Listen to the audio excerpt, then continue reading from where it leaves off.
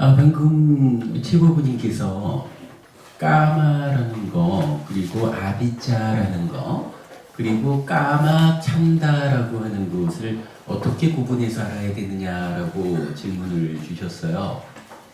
사실은 이 질문에 대한 답을 하자면, 그냥 단편적으로 이렇다 저렇다 말씀하기는 좀 어려울 것 같아서, 어차피 우리가 마음 특강의 자리고, 현재 좀 어떤 앞에 전세되는 과정으로의 공부를 위해서 다양한 이야기를 하고 있는데, 결국 마음 특강이 최종적으로 해야 되는 공부는 찢다라고도 마노라고도 윈냐나라고도 하는 이 마음이 어떻게 전개되어 가는 가운데에 대상들과의 관계로서 우리 삶이 설명되느냐, 이 부분을 보아야 될 거고, 그러한 설명이 되어줘야 그러한 이제 마음의 메커니즘 위에서 참다라고 하는 것이 무엇을 말하는지 이게 이제 제 자리로서 설명이 될 수 있거든요. 그러니까 까마거나 아비짜라고 하는 것은 낯속을 통해서 우리가 업이라고 하는 측면, 사유라고 하는 측면에서의 제자리를 보았단 말이죠.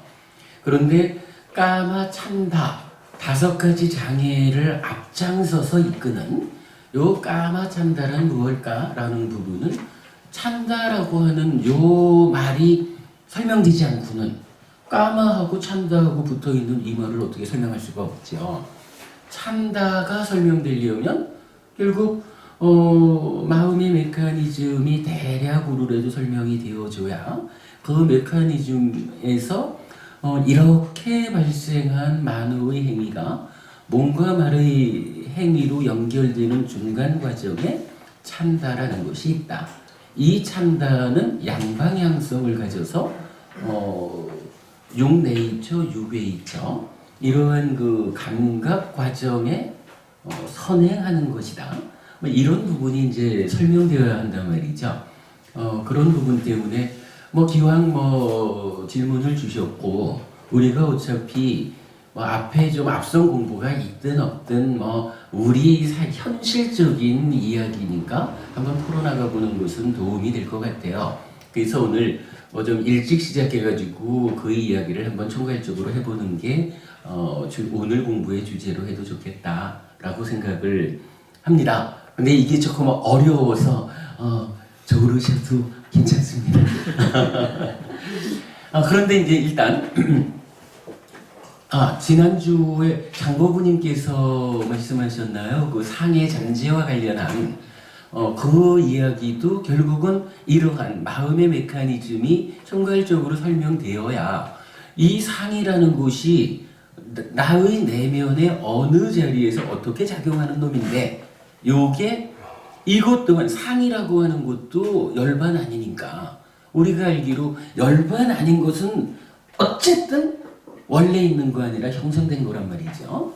그러면 열반 아닌 것으로의 상이라고 하는 요것도 형성되는 것이라면 어떤 형태로든 부처님께서 그 중요한 상의 형성 과정을 설명하지 않지는 않았을 것이다.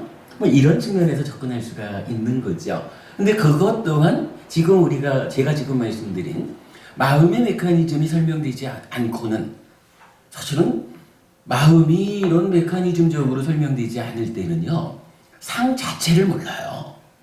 상이 무엇인지 우리가 정확히 모르고 그동안 공부해왔다라고 보아야 할 텐데, 상도 모르면서 상의 형성 과정을 안다라는 것은 사실 더 말할 수 없겠죠. 다행히 이제 마음의 메커니즘이라는 이 공부가 좀 웬만큼 이제 틀을 잡았기 때문에 법부님 말씀하신 상의 형성 과정도 설명드릴 수 있게 됐어요. 요 같은 이야기로 설명될 수 있을 거고요. 근데 이제 일단 그 이전에 일단 오늘 이 이야기를 좀 끝날 때까지 해야 될 것 같은데 그 이전에 여러분 좀 짧은 주제로 오늘 내가 요건 좀 설명 듣고 싶다 하시는 주제가 있다면 먼저 그냥 짤막한 이야기 좀 질문에 답하도록 하겠습니다. 필요하신 게 있으면 말씀하십시오. 네. 이제 요즘 이제 저희가 이제 마음의 메커니즘이라고 해서 뭘 하고 있잖아요. 네네. 그러니까 이론적으로 여러 가지 이제 마음의 상태나 어떻게 해서 뭐 해탈하는 게 다 돼 있는데 요즘 같은 거에 이제 실생활에 비추어 볼 때 네. 세월호 예를 들어서 지금 세월호 같은 사건이 터졌어요. 네. 자식이 죽었어요. 네.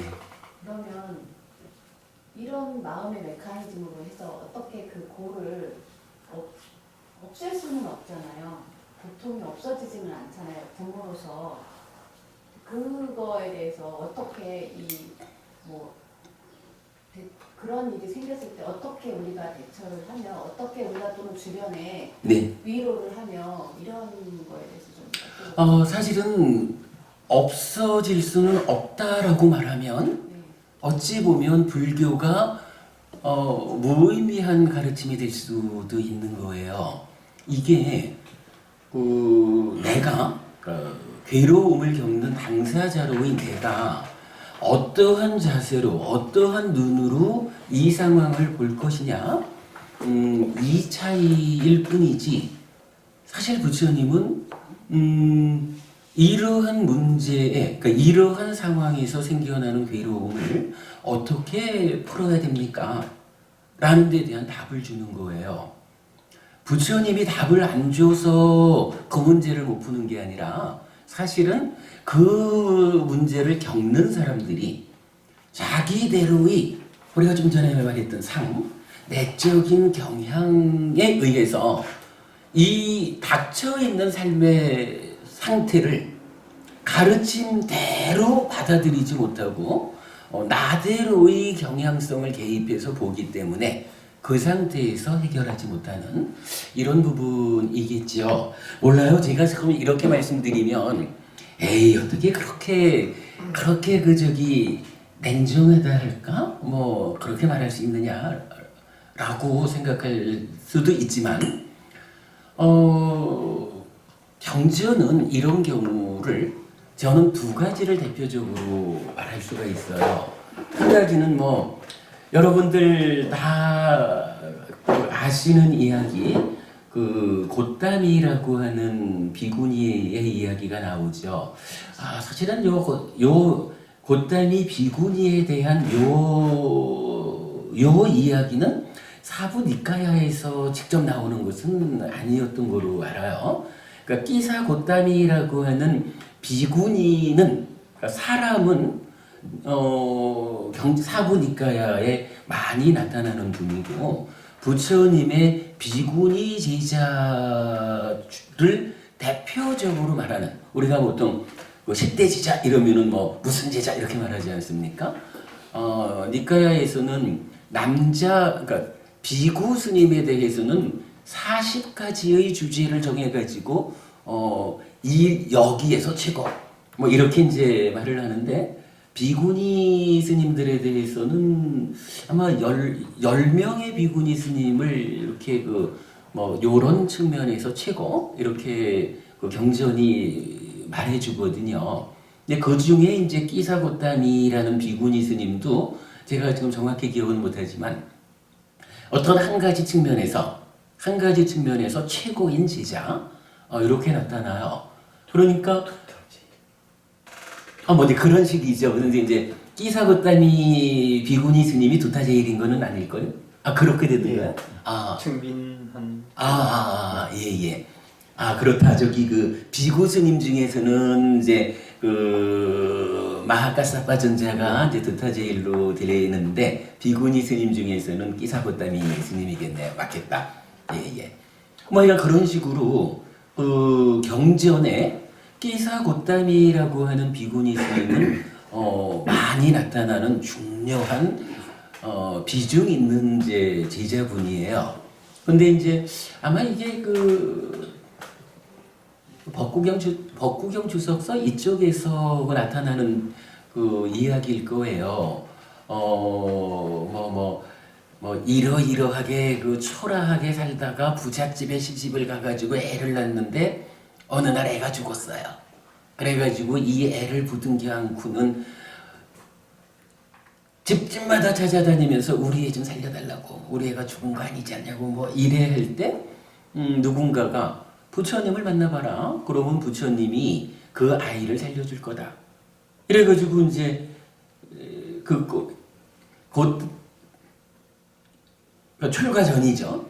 하여간 부처님을 만나가지고 우리 아이를 살려주십시오 라고 이야기할 때 부처님이 여러분 다 아시는 거죠.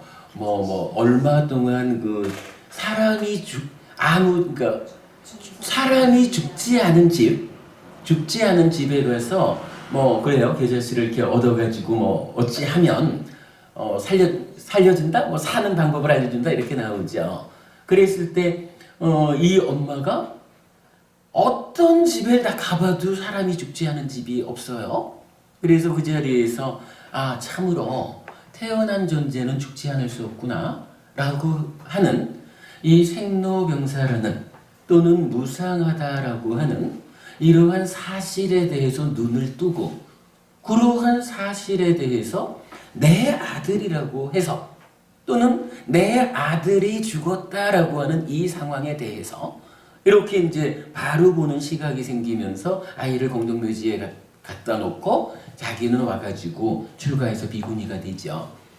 요 이야기에서도 부처님은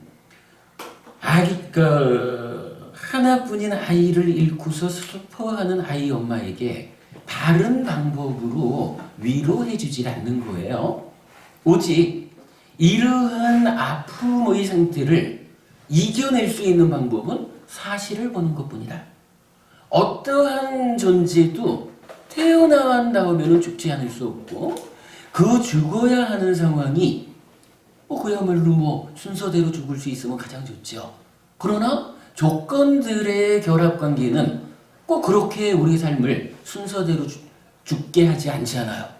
이러한 조건에 대해서 바르게 볼 수 있는 사람이라면 비록 내 아들이 죽었다라고 해도 인간으로 태어나서 다양한 조건에 노출되어 있는 이러한 삶 가운데 나의 능력으로 제어되지 않는 그러한 상황이 닥쳐가지고 아이가 나보다 먼저 죽을 수도 있는 거예요. 물론 우리가 할 수 있다면 아이를 살리기 위한 최선의 노력을 다하는 게 인간으로서 우리가 할 거지만 그러나 내심이 닿지 않는 어떠한 상황 때문에 아이가 죽었다라고 하면 기본적으로 어떡하나요? 죽었다라고 하는 이 상황이 내 힘으로 제어될 수 없는 상황이라면 참으로 내가 인간으로 태어나서 인간의 삶을 살다 보니 이러한 인간 세상의 문제 때문에 사랑하는 아이를 먼저 보내는 이런 슬픔을 겪게 되는구나. 부처님의 의도는 이렇게 봐야 될 거예요. 이러한 상황을 내가 겪어야 한다면 내가 이제부터 공부해야 되겠다. 그래서 다음 생에는 최소한 내가 인간으로는 태어나지 않겠다. 인간으로는 태어나지 않아서 인간이기 때문에 겪어야 하는 이런 괴로움을 다시는 겪지 않아야 되겠다. 아마도 우리가요, 다음 세상에 큰 수행은 못하더라도 5계를 지키고 보시하는 20만 가지고라도 욕계의 6하늘, 다 우리가 알죠? 사왕천, 33천, 야마천, 도솔천, 화락천, 타화자재천 이렇게 6하늘이죠. 이 6하늘은 하늘 가운데서는 사실은 아직까지도 몸 밖의 것에 대해서 내꺼 하는 이런 욕이라고 하는 이 욕을 동요고 집착이라고 하는 것이 몸 밖의 것에까지 미치는 이러한 삶이기는 하지만 그러나 그 삶의 상태가 인간의 삶하고는 다른 거예요. 인간의 입장에서 보면 비교할 수 없는 큰 행복 가운데 살거든요. 아마도 욕계 하늘의 사람들도 자기들 나름대로의 괴로움을 겪을 거예요. 욕계 중생인데 그들도. 그러나 그 욕계 하늘의 세상의 구조가 아마도 인간 세상처럼 제주도를 가려면 배를 타야 했고 그 배와 관련한 다양한 조건들이 아주 최악으로 결합해가지고 내 자식이 물에 빠져 죽는, 아마도 이런 괴로움은 그 하늘에는 없을 거예요. 그러다가 우리가 좀 더 수행을 잘해가지고 욕계 하늘을 아예 넘어서서, 우리가 요즘 계속 말하는 거지만 욕, 달리 말하면 요거 소유의 삶이잖아요. 소유의 삶을 넘어섰다. 그래서 몸 밖의 것에 대해서 내 거라고 집착한다라는, 집착하지 않는다라고 말하지만 요거 좀 역으로 말하면 몸 밖의 것, 이러한 물질적인 세상에 내가 휘둘리지 않게 되는 뭐 그러한 삶이라고 말해도 좋을 거예요. 요거 이제 새끼 무새끼라고 하는 존재로서의 삶이죠. 내가 참으로 인간으로는 태어나지 않겠다. 그래가지고 열심히 수행을 했더니 삼매가 성취되고, 그래서 다음 세상에 새끼 무새끼 하늘에 태어난다면 최소한 몸 밖에 있는 물질적인 이러한 것들 때문에 휘둘리는, 아마 욕계 하늘에서도 일부는 겪어야 되는 뭐 그런 괴로움까지도 내려놓는 삶이 되겠죠. 그리고 더 공부를 잘하면 이제 아예 그런 태어나기 때문에 늙고 죽어야 하는 이러한 괴로움까지도 벗어나는, 우리가 말하는 윤회에서 벗어났다, 해탈했다, 열반을 실현했다, 아라한됐다, 존재를 소멸했다, 이렇게 말하는 뭐 그러한 태어났기 때문에 겪어야 하는 일체의 괴로움을 소멸한 그러한 삶까지 갈 수가 있는 거죠. 결국 부처님은 현실적으로 발생한 이 문제가 왜 생겨났을까? 지금 세월호 희생된 아이들의 부모들이, 그 부모들이 무언가 잘못 노력해가지고 아이들이 그렇게 된 건 아니거든요. 이거는 이유를 찾자면 하나밖에 없는 거예요. 인간으로 태어나서 인간이라고 하는 이런 욕계 중생의 삶을 살다 보니 이 세상이 가지고 있는 특징이 그런 걸 어떻게 해요? 내가 아무리 최선의 노력을 다해도 나 혼자의 힘으로 감당되지 않는 그런 조건들이 있는 거라. 뭐 그런 가운데에 아이를 먼저 보내고 슬퍼하는 이 상황을 참 우리가 이렇게 말하면은 너무 심하지요. 어떻게 그 아픔을 위로하지는 못하고 이렇게 현실적으로 말할지는 모르지만, 사실은 부처님은 한 번 위로해 주는 것으로 그 부모들의 마음이 치유되지 않는다는 거죠. 그 부모들이 정말로 자식을 잃은 이러한 아픔을 치유하려면 자기 스스로 자기의 내면에서 이러한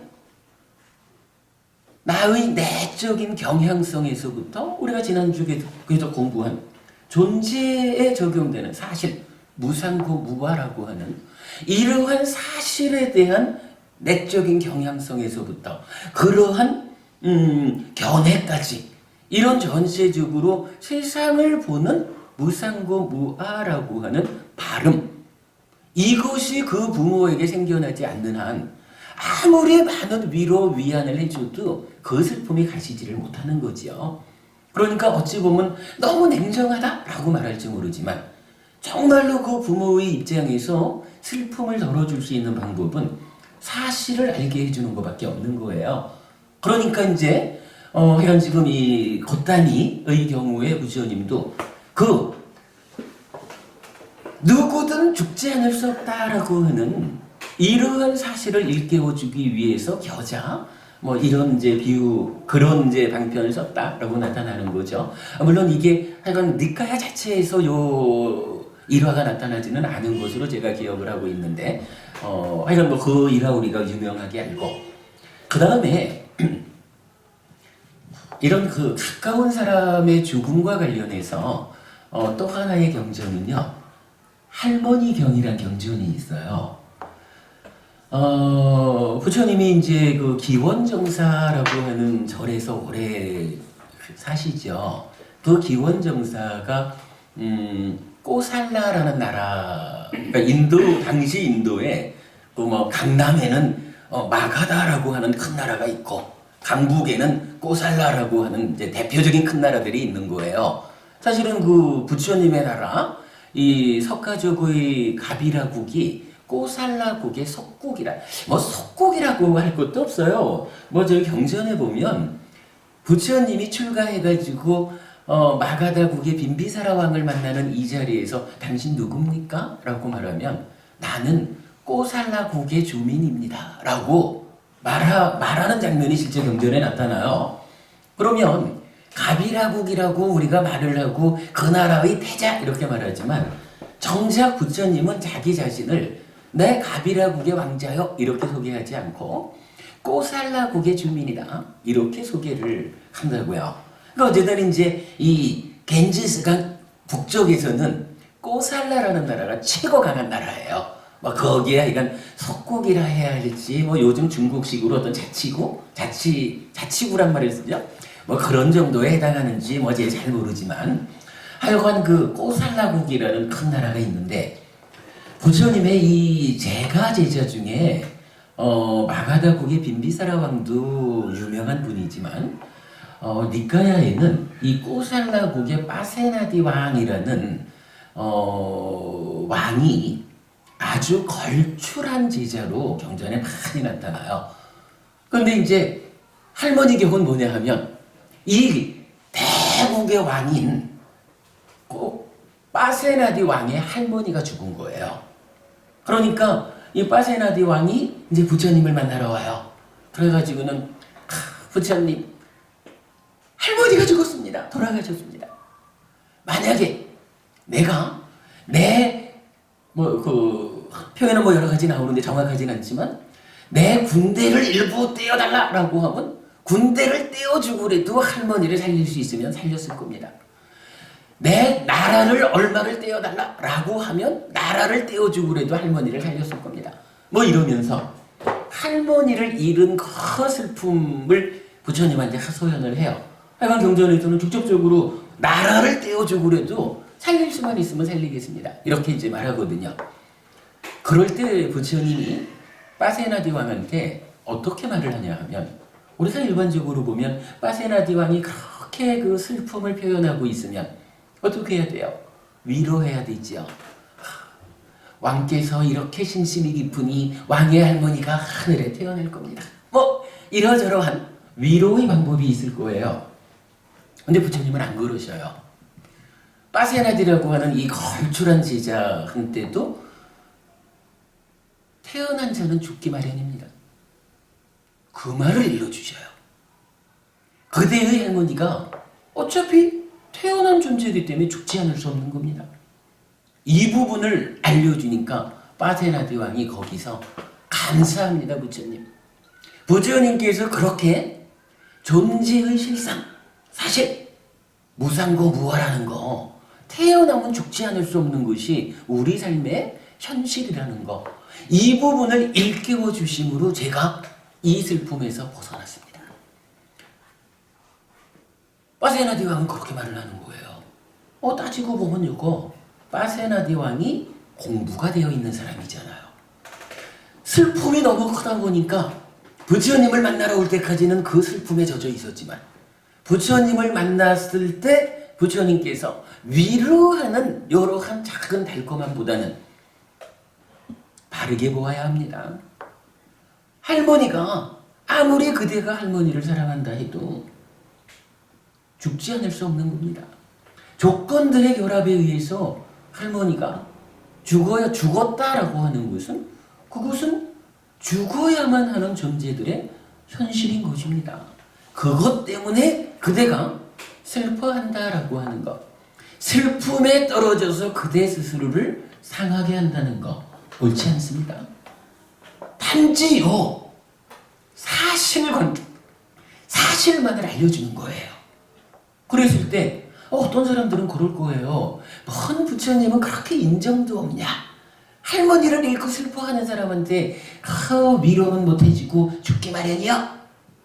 그렇게 말하는 사람도 있을 거예요. 그러나 빠세나디 왕은 그 말 한마디에서 위로를 받는 거예요. 내가 슬픔이 너무 커서 부처님 만나 뵙기 전에는 참으로 그럴 수밖에 없다라는 존재의 실상을 잊고 있었구나. 부처님께서 이 부분을 다시 일러주시니 참으로 그렇구나 라고 해서 그 자리에서 자기 스스로를 스스로 추스리는 거죠. 괴로움에서 벗어나는 방법은 사실은 그런 방법밖에 없는 거예요. 한순간 위로가 중요합니까? 아니면 정말로 스스로 괴로움에서 벗어날 수 있는, 괴로움을 극복하는 힘을 주는 것이 맞습니까? 이 측면에서 우리가 접근해야 될 것 같아요. 아마도 세월호 때문에 참 많은 사람들이 아픔을 겪고 있지만 이 부분을 언제까지 우리가 그분들을 추모하고 그분들을 위로하고 이러한 삶의 시간만 끌어갈 건가요? 이제는 좀 그분들께서도 이러한 인간으로 태어났기 때문에 겪어야 하는 사실, 이런 부분을 받아들여야 할 때가 되었겠죠. 지났죠. 그렇겠죠. 그리고 뭐 사실 여러 가지로 따지고 보면 참 다양한 조건들의 결합으로 배가 가라앉았다라는 것도 참 슬픈 일이지만, 그거 말고도 우리 주변에서 뭐 얼마 전에는 보니까 요양병원에 불이 났습니다. 뭐 그런 것도 여러 가지 조건들이 결합돼 가지고 참으로 아무런 힘도 스스로를 보호할 수 없는 그 노인분들이 그냥 제가 자세히 안 봤습니다만은 그 불길을 피하지 못하고 죽는 거잖아요. 그러면 내 어머니가 그렇게 돌아가셨다 그러면은 내 아들 이런 슬픔이나 내 어머니 이런 슬픔이나, 글쎄 사랑이 내리사랑이라 하니까 자식 이런 사랑 아픔이 조금 더 크다라고 하더라도, 그러나 근본적으로는 같은 문제거든요. 예, 이게 우리가 어쨌든 그 공부하는 사람이라면 그 사실을 보는 그런 힘을 키워야 하겠다. 이게 살다 보면 우리한테도, 이게 남 이야기만은 아니거든요. 살다 보면 나에게도 어떠한 형태로 감당하기 힘든 아픔이 닥쳐올 수 있는 거예요. 그럴 때에 나를 스스로 보호하는 힘은 하나밖에 없는 거라. 바르게 삶의 이치를 알아가지고 우리가 그것 때문에 지금 공부하는 거죠.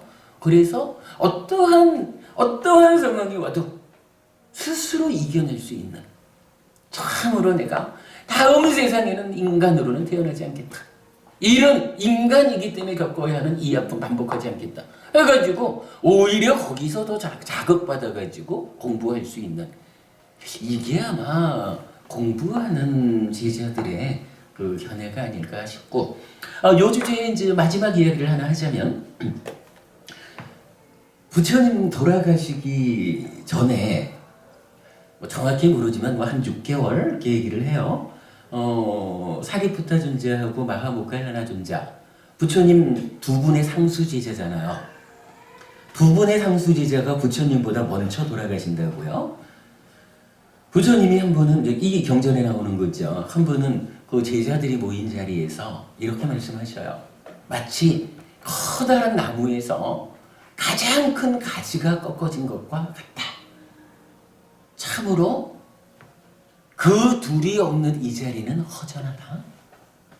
라고, 뭐 현실이 그런 거지요. 뭐 두 상수제주가 있을 자리에 없으니까 허전함이 느껴지죠. 그리고 부처님 하시는 말씀이, 그러나 참으로 경이로운 것은 열애는 이것으로 인해서 슬픔에 떨어지지 않는다. 부처님은 아는 거잖아요. 존재한다라는 것이 그런 건데, 뭐 조건들의 결합에 의해서는 이 귀한 제자들이 부처님보다 먼저 죽을 수도 있는 거예요. 그 부분을 부처님은 보는 힘이 있으니까, 이러한 현상이 생겨났을 때 그 현상을 보는 당사자로서 허전함은 있지만, 뭐 그거 당연하지 않겠어요? 허전함은 있지만 그것으로 인해서 슬픔에 떨어져 가지고 나를 다치게 하지 않는다. 이런 부분, 아마도 불교가 제시하는 이러한 뭐 세월호 문제 같은 이러한 삶의 문제에 대응하는 해법이다라고 말해도 좋을 거예요. 저는 사실 요거 두 분 상수 제자가 돌아가셨을 때 부처님이 보여주신 반응, 요거는 좀 공자님의 경우랑 좀 대비가 되더라고요. 공자님한테는 안회라고 하는 제자가 최고의 제자였잖아요. 근데 안회가 일찍 죽죠. 그러니까 젊은 나이에 죽으니까 공자님 어떻게 해요? 땅을 치면서 많이 운 거로 나타나죠. 하늘이 나를 버렸다고 이러면서 공자님 울잖아요. 제가 기억하기로는 아이가 그렇게 나타나거든요. 그러면 동일하게 최고의 제자가 죽었다라는 상황을 놓고 공자님은 하늘이 나를 버렸다고 땅을 치면서 통곡을 하는데 부처님은 그 상황을 놓고 참으로 허전함이 있다. 이러한 상황을 바르게 보고 그러나 열애는 슬픔에 떨어지지 않는다. 참으로 경이로운 일이다. 슬픔에 떨어지지 않는 그 사실이 참으로 경이로운 일이다. 고 말하는 거예요. 부처님하고 공자님하고의 어떤 이런 측면의 비교도 우리가 좀 말해볼 수 있을 거예요. 아무튼 그래요. 이영미 부부님 좋은 질문을 해주셨는데 갑작스럽게 제가 잘 답변을 드렸는지는 모르지만 일단 불교 신자라면 가르침에 입각해서 이렇게 스스로를 보호하는 힘을 키우는 그 공부가 필요하다. 그래서 내가 내 스스로를 보호해야 한다. 이렇게 답변드리고 싶어요. 답변이 됐을까요? 참 그거를 요즘 사회에서 네. 그런 말을 해줄 수 있는 사람이 이제 많이 있지만 이제 그 말을 하면은 반발이 너무 심하게 와가지고 말을 못 하고 있는 거잖아요. 그렇지요. 예. 그런데 사회 분위기가 이제 그렇게 되어 사람 있죠. 당사자들 중에서 그런 거를 깨닫고 그 사람들이 스스로 이렇게 하자라고 좀 말 좀 해줬으면 좋겠어요. 예, 오히려 그러면 좋겠죠. 네, 아주 안타까워요. 정말 지금 얼마가 49제도 다 지나고 그런 상태잖아요. 그런데 네. 사실 인정할 건 인정해줘야 된다고요. 근데 그렇죠. 우리가 그렇게 생각을 해도 그 사람들이 네가 당사자냐 이러고 대든다면 할 수 없거든요. 예. 오히려 이제 막 돌 맞아야 될 판이. 그러게 말이죠. 네. 이게 사실 사회 전체가 그렇게 경향성을 보여주니까 이 참 말하기가 조심스러운 부분이에요. 예. 스님 근데 네. 지금 이제 이렇게 답변을 해주시는 분도 계시지만 그 스님들께서 이런 질문이 나오면은 그들이 전생에 같은 그 공동의 악업을 진 대가를 공업이라는가? 공업으로 공업 중에서도 악업을 졌기 때문에 이제 현생에서 이런 고통스러운 죽음을 맞이했다 이런 표현을 여러 곳에서 하셨기 때문에 그런 표현이 있었어요? 네.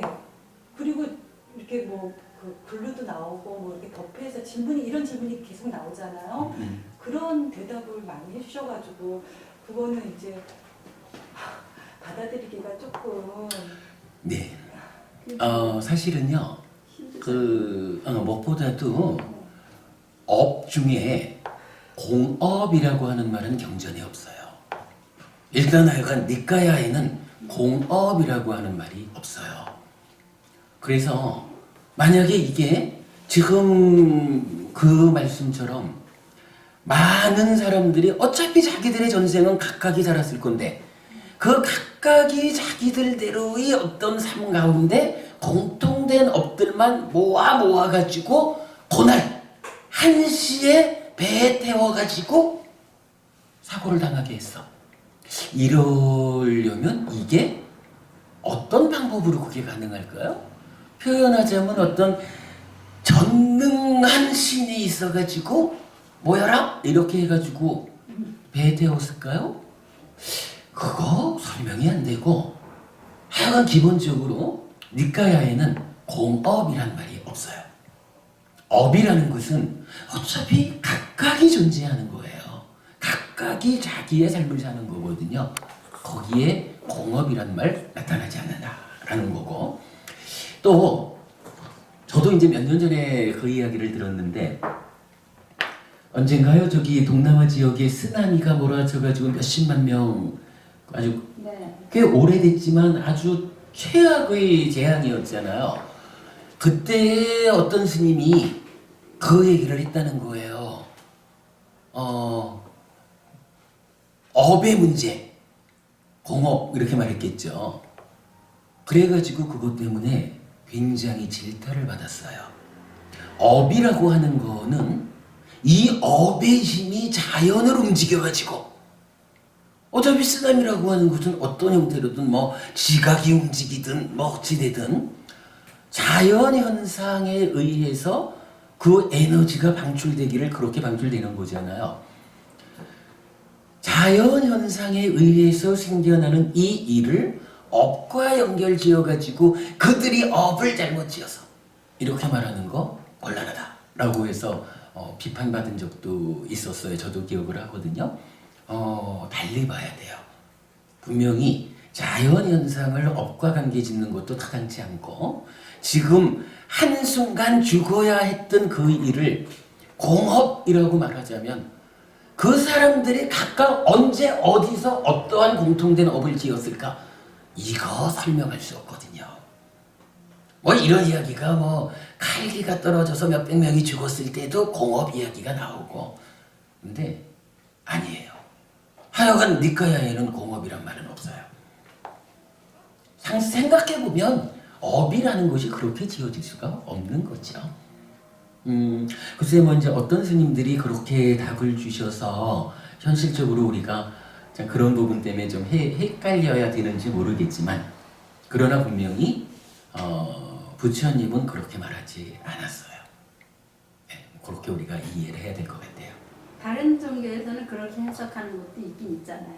그거야 이제 그 삶을 보는 세상 전체를 보는 그 시각 자체가 부처님하고 다른 거죠. 힌두적인 그런 거. 그렇죠. 어차피 예를 들어서 다른 종교, 저 대표적으로 어떤 뭐 유일신을 믿는 종교 이러면 유일신을 섬기는 종교는 간단하잖아요.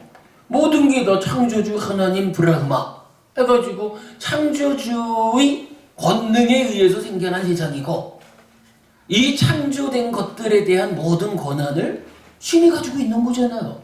그러니까 신이 뭐 어찌어찌 세밀하게 따지지 않아도 그냥 자 옛날에 그렇게 한 사람들 뭐야? 이래가지고 그래 했다 뭐 이런 말이 가능할 수 있지만 그러나 어느 종교의 가르침이라는 거하고 그 가르침이 과연 우리 삶의 현실이냐라는 거는 차이가 있는 거죠.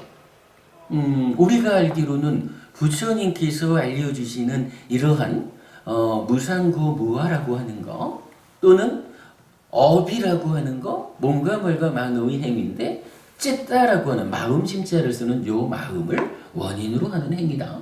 뭐 이러한 부분들을 우리가 알게 되면 뭐 그런 말을 할 수가 없죠. 다른 종교와 불교와의 근본적인 차이다 이렇게 봐야 되겠죠. 네. 그 거부님 말씀 중에 네. 49제라는 말이 나왔는데요. 그게 어떤 불교적인 의례라는 건지 아니면 어떤 그럴 만한 타당성이 있는 그런 건지. 49제에 대해서